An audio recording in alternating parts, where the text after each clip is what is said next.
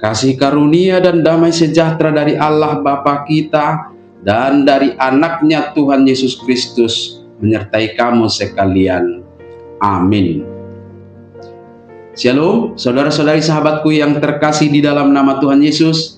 Firman Tuhan yang menyapa kita hari ini, hari Jumat tanggal 5 September 2025, tertulis di dalam Injil Matius pasal 6 ayat 34. Mari sahabatku, kita simak dan renungkan firman Tuhan yang menjadi kekuatan dan inspirasi untuk menjalani hari ini. Demikian. Sebab itu janganlah kamu khawatir akan hari besok, karena hari besok mempunyai kesusahannya sendiri. Kesusahan sehari cukuplah untuk sehari. Atau unang mahol sohon hamu ari marsogot, ai sari honon nyari marsogot do narikok disi. Saya do molo masih porsan hasusaan nabi akka ari. Demikian firman Tuhan.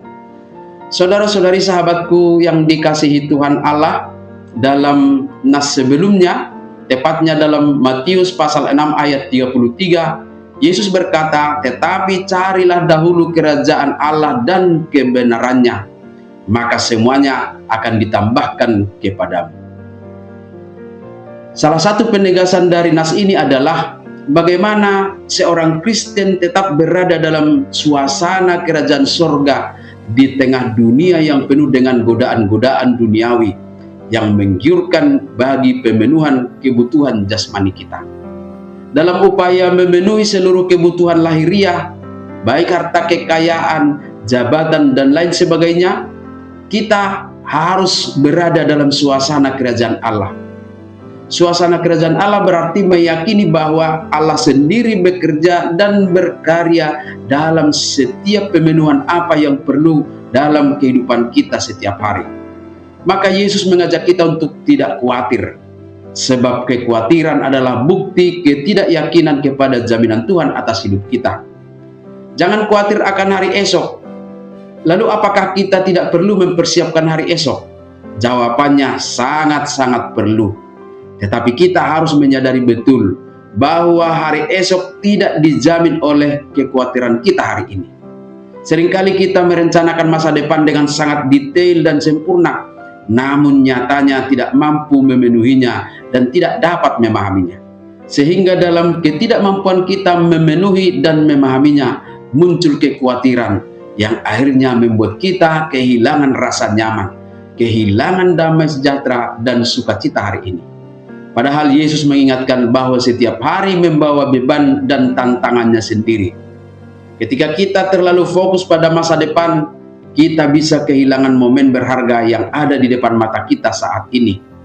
Kekuatan kita untuk mengatasi masalah di masa depan akan datang pada waktunya ketika kita belajar untuk hidup dalam ketenangan menjalani hari ini.